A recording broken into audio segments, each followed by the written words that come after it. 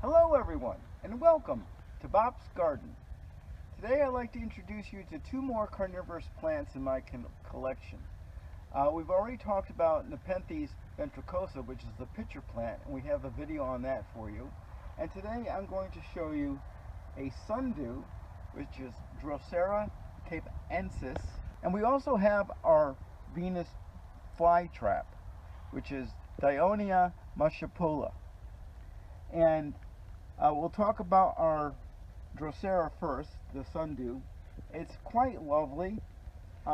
You can see these little glistening hairs on it. And this is loaded with a very sweet, sticky substance. And the insects come in here. You can see one here. These at least curls around the insect when it gets trapped and it can't get out, and this is how this plant eats.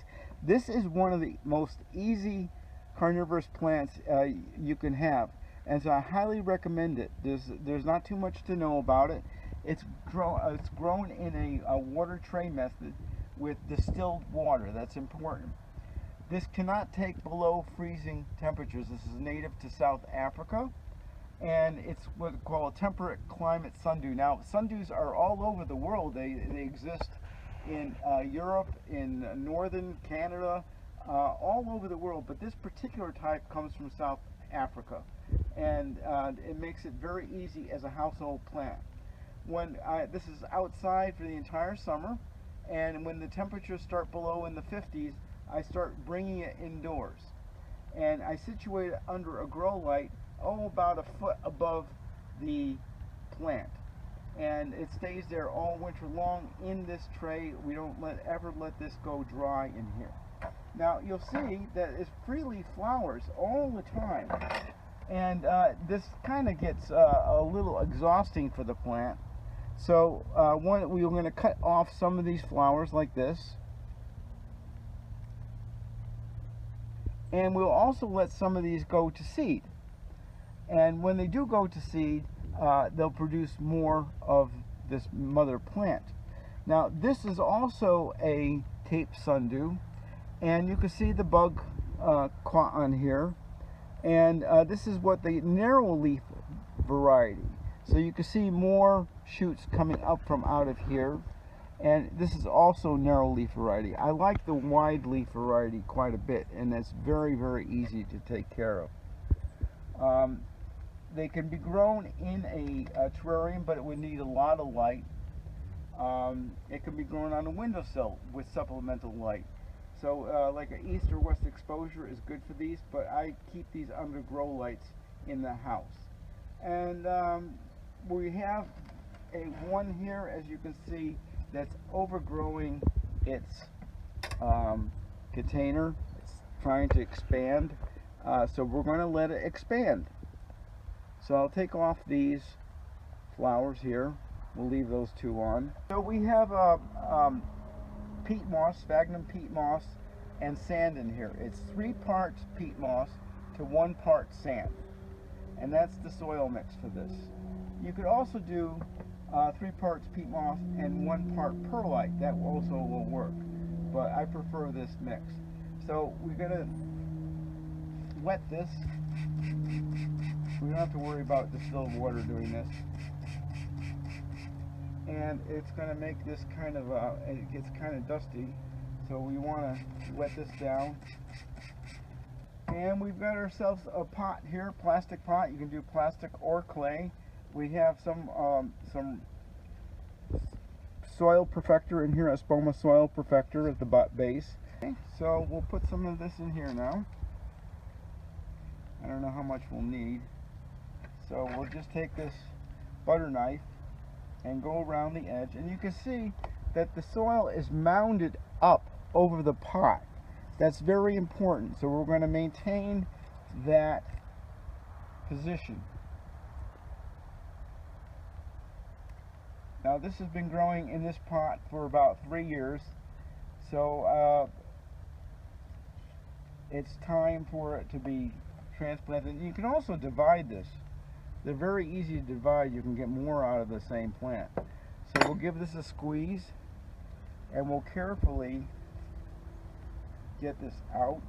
Try to get all of it. Okay, and we want this to be mounded up over this, like this. And we'll have some more room for this now to develop. So we're going to get a little bit more of this in here. I'm going to do a few more of these later on for myself. We won't have to show you that.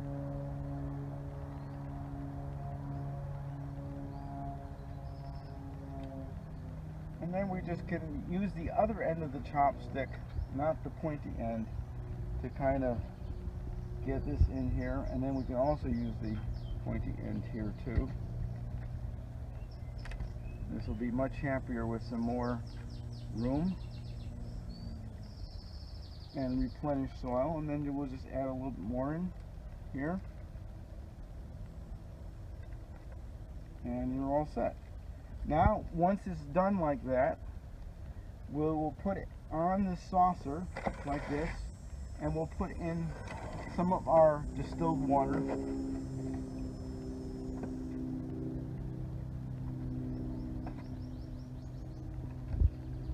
we'll always keep this filled. Now, during the winter, you can let this water level drop a little bit more, and doesn't have such a high water table, and that does very well for the winter time. So that's it. So here we have our Venus flytrap. You'll often see these on a counter shelf in the nursery in a pot with a little dome on it. It says Little Shop of Horrors plant. These are cultivated and hybrids, and they're grown by tissue culture, so they're not collected at all. Now, you would think that such an exotic plant like this must come from the tropics, but it doesn't. It's native to North Carolina, and it's the coastal plains in the eastern part of the state where this is native to. And there's only about a 100-mile stretch where these will grow. A little bit into South Carolina, but that's about its range. And fortunately, they've stopped collecting these in the wild, and now they're all produced by tissue culture, and they also have different cultivars, which are the hybrids. And this is a particular cultivar. So you see the traps are quite large, and what happens here is the insect has to be the right size. So here we have an insect coming by, and if it's too large, it won't go in there, and if it's too small, it'll escape the traps. So these little hair triggers on both sides, the insect has to either touch both of them or one of these twice. So I'm going to put my finger in there. So we'll do this one. There it goes. So that'll stay closed for a couple of days now. Now, this is a little bit trickier than the sundew, in that it needs some winter dormancy. Now, the winter dormancy, it would be the same conditions that you had in North Carolina. You need to reproduce that in your house. So if you have a heated garage that's, say, in the 40s or mid 40s, that'll do in there with a low light level. Another thing to do is to put it near a window as close as you can. Now, in my house, I have a front door that gets a lot of cold at the base of it, and so that's where it stays for the winter time, and it adapts to that area. Now, these traps will die back for the winter. As the weather gets colder, these traps will go away, and you'll only be left with leaves, so don't worry about that.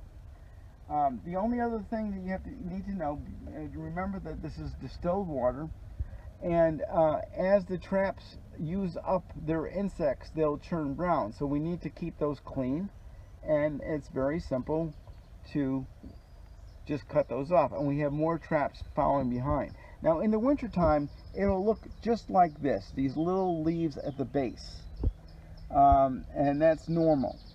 They will also flower. So it's quite, the only tricky part is trying to get them through the winter. But if you want to start with one, I would start with this, the Sundew. So we also have a good book on that gives you a lot of different soil recipes and care. It's The Savage Garden. This is a revised edition by Peter D'Amato, and it has all kinds of carnivorous plants. It's a very excellent book. So I hope you'll enjoy that and try them out. Thank you for watching Bob's Garden, and we'll see you next time. And please subscribe, share, and comment on my videos. And remember, be curious, not judgmental.